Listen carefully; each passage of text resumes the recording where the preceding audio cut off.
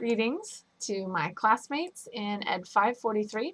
You are watching this video in place of me actually being live and with you there in class because I am at the North Medford Fred Meyer, where two brand new cashiers are live and in action after I've spent the last 2 days training them. I apologize for not being there in person, but you will have to settle for this style of presentation of my Where I Stand Now. My introduction in my initial paper, I admitted a ignorance of most political matters and very little personal exposure to language minority students.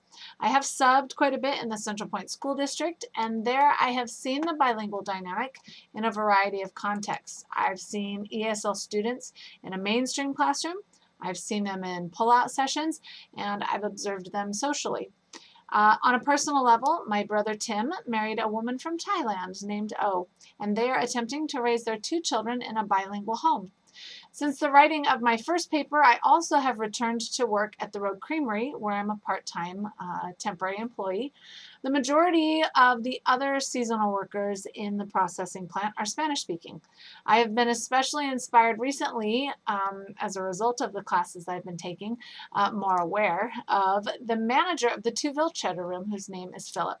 He is fluent in both English and Spanish, and I'm in awe as I watch him switch back and forth, dependent upon situation and audience. His eloquence is phenomenal, and his value to the team is priceless because of his bilingualism. In addition, while I'm at work at Fred Meyer as a cashier, I experience my customers that are bilingual interacting with each other in their native language and then switching to interact with me in English. So we were asked to answer 3 questions in our initial paper: what my views are on the reasons for success and failure.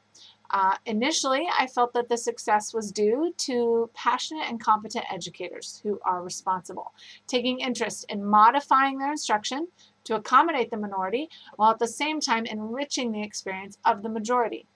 I believed that the failure occurs due to lack of funding and resources and a resistance from the majority.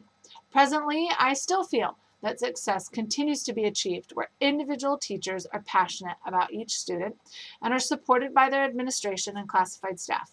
I believe it starts with the teacher in the classroom with a heart for their students that causes them to go above and beyond what the city, the state, or the country require or expect. I feel even more strongly now that the failure is due to apathy and a lack of financial support. The second question: if finances were not an option, what would be best?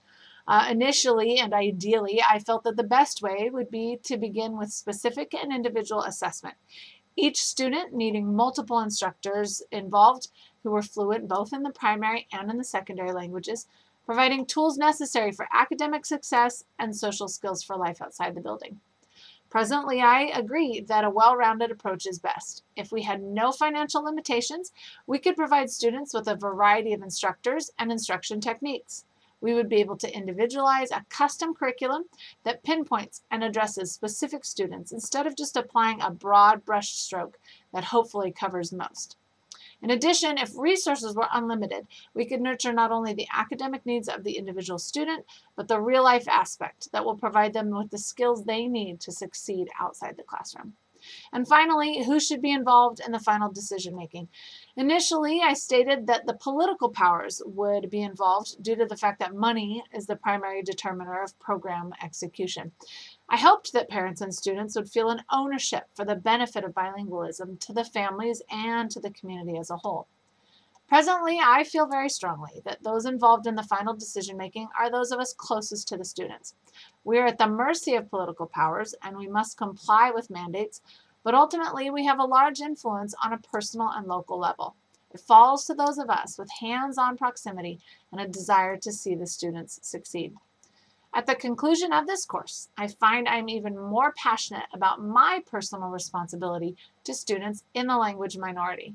I'm inspired to focus attention on individuals and fight apathy and generalization. I believe that we are moving toward a more bilingual society and that awareness of the benefits of bilingualism is the first step. Knowledge truly is power, and the more I know, the better I will be able to serve and inspire my English language learners. I'm looking forward to opportunities to expand that knowledge and just to be more aware of bilingualism in my sphere of influence. It's been a pleasure to learn alongside each of you, and I'm sure I'll see you in a class soon if I don't see you at the North Medford Fred Meyer. Take care.